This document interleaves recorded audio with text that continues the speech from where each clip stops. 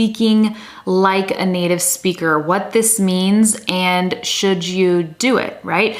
Now, some people think that they should lose their accent completely, and other people feel like, no, my accent is part of my identity. I don't want to lose it. So share your thoughts in the comments. I want to know what you guys think, what my audience thinks, right? I want to know if you guys are leaning more toward, no, I want to retain my accent because it's part of my identity, or I want to lose it completely. And I'm going to talk to you guys about my viewpoint on this subject, okay? So first of all, I think that when people say speak like a native, they're not necessarily saying I want to sound exactly like a native speaker. Now, with this said, there are some people who do mean that. And then there are other people who say, like a native, as in I want to speak fluently and clearly, and I want to be understood, and I want to be able to connect my speech, and I want to feel as good in English as I feel in my native language, okay? So the definition, there is no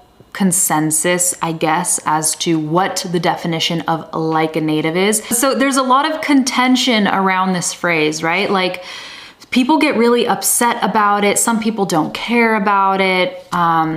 So yeah, we're gonna keep talking about this. We're gonna dissect it a little bit today.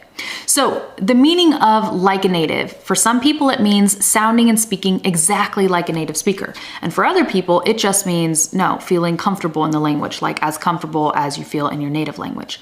Now let's talk about accent. Should you lose your accent and try to sound exactly like a native speaker, or should you retain your accent? I'm gonna speak here from personal experience. I believe that the goal should be communicating clearly and confidently, and that's it. The rest is like a cherry on top, right? If you sound almost exactly like a native speaker, congratulations, that's awesome. But that doesn't mean that if someone doesn't sound like a native speaker, that their English is any less or anything like that, okay? So my opinion on this has evolved over the last decade. Now, let me tell you guys something that's pretty personal, okay? And this could be something that you guys, some of you are going through, and it caused a lot of turmoil in my life. Wow, we are doing good with the vocabulary today. I just need to give myself a little pat on the back for that one. Okay, no, but seriously, when I first started learning Spanish, okay, for those of you who don't know, my story in a nutshell is that my parents are from Argentina and they immigrated to the US, okay? Now it's a little more complicated than that because my grandparents, 3 of them, were immigrants from Europe. So essentially I come from a long line of immigrants. That's what I tell people. And I've had I used to have an identity crisis over this because my dad came from a German family, but my parents were born in Argentina. My dad was raised in Argentina and in the USA. I was born in the USA, but I never learned Spanish. So I had this whole identity crisis over who I was, right? I didn't know who I was. I felt like I didn't belong to any group of people, and people are always seeking to belong, right? Thankfully now, I don't care about any of that. I know who I am, I'm secure in my identity, and all of that is my past, right? But before I didn't know what my identity was. And so I wanted to learn Spanish, and that was like my #1 desire. I was 14 years old and I decided I want to get fluent in this language. This is the language of my family. And I fantasized about this idea of getting super fluent and speaking like a native speaker. And I fantasized about people mistaking me for a native Spanish speaker. And the idea was just so romantic and romanticized in my head. And I imagined that I was just this, I don't know, like mysterious person. Like people would look at me and be like, wow, like she knows a foreign language. Wow. Super embarrassing admitting that now, but it's also funny. And I bet some people can relate. So I'm glad I can talk about this confidently now because I think it can help some people. But essentially, I created this whole thing in my head, this like a complex, essentially. I created my own complex because I wasn't a native Spanish speaker. I will never be a native Spanish speaker. Spanish will never be my mother tongue, okay? But I was in some kind of denial. Like I really wanted that. Like I wanted people to think that I was. a native Spanish speaker. And so what did that do? That caused me to obsess over every mistake. It caused me to obsess over my pronunciation, over grammar, everything. And beyond obsess about all of this, it caused me to not be able to speak because I was so afraid. I was living in fear. I was afraid of making mistakes. I was afraid of people finding out my real identity, which is I'm a native English speaker.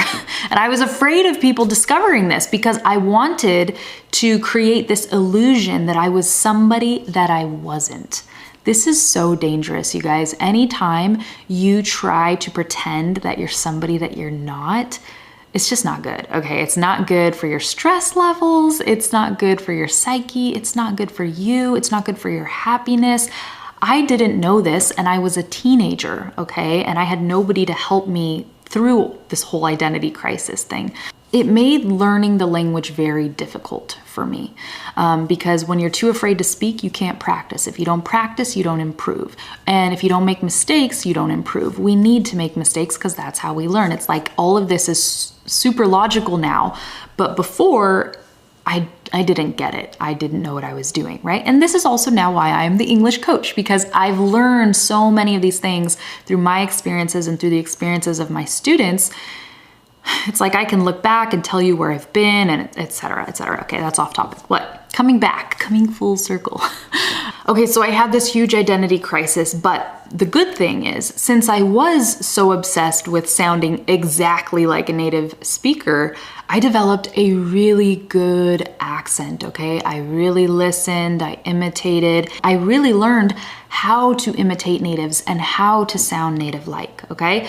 And now when I speak Spanish, and I do have a video in Spanish, I'll link it up here, okay? Now when I speak Spanish, a lot of people say that I sound like a native speaker. So I achieved my dream. I achieved what I wanted, right? A lot of people say that I sound like a native Spanish speaker, and depending on how good my Spanish is that day, because if time goes by and I don't speak Spanish for a long time, I do get a little rusty, and this is normal. And we can talk about this in another video. It happens to people even when you're fluent. But yeah, depending on how good my Spanish is, maybe I've gone a week and I've only spoken Spanish, so my Spanish is lit, all right? It's on fire, it's amazing. Then yeah, people go, oh my gosh, like this is a native Spanish speaker that I'm talking to. Or maybe they think I'm a native Spanish speaker, but from a different Spanish speaking country. Either way, like, I achieved my dream, but at what cost? There was a huge cost. And if I could go back in time and do things differently, I absolutely would. I think this obsession with sounding exactly like a native, and not just sounding like a native, but passing for a native, okay? Passing, that's what I think is very unhealthy when you have this obsession with the desire to pass as a native, because that means that you are not okay with your identity. You are not a native English speaker, okay? And that's okay. You don't have to be. And I wish somebody would have told me that. I wish when I was in high school and I was insecure, I wish somebody would say, there's nothing wrong with not being a native speaker. There's nothing wrong with that. You can learn languages, embrace languages, speak fluently, and enjoy who you are, right? And I didn't have that. And it really makes me sad and almost angry, like at the amount of years that I wasted being afraid of speaking because people would realize that I wasn't a native Spanish speaker, okay?